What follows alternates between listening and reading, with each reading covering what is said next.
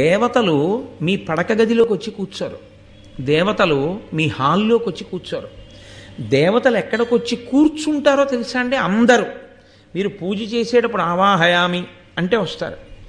మీరు నైవేద్యం పెడితే కంటితో చూసి వెళ్ళిపోతారు. అంతే, దృష్టిపాతమే చేస్తారు, తినరు దేవతలు.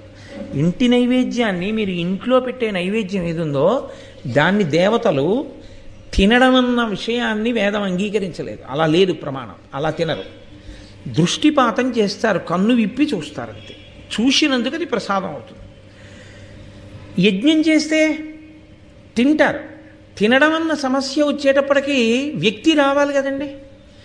నేను మీ ఇంటికి దేవతార్చనకు వచ్చాను అనుకోండి, భోజనం అన్న మాట వాడకూడదు, దేవతార్చన అంటారు. దేవతార్చనకి నేను మీ ఇంటికి వచ్చాను అనుకోండి, వస్తానండి ఇవాళ నేను మీ ఇంటికి దేవతార్చనకు అన్నాను. నేను మీ ఇంటికి వస్తానండి అంటే నేను భోజనం చేయడం ఎలా కుదురుతుంది? నేను వస్తేనే కుదురుతుంది.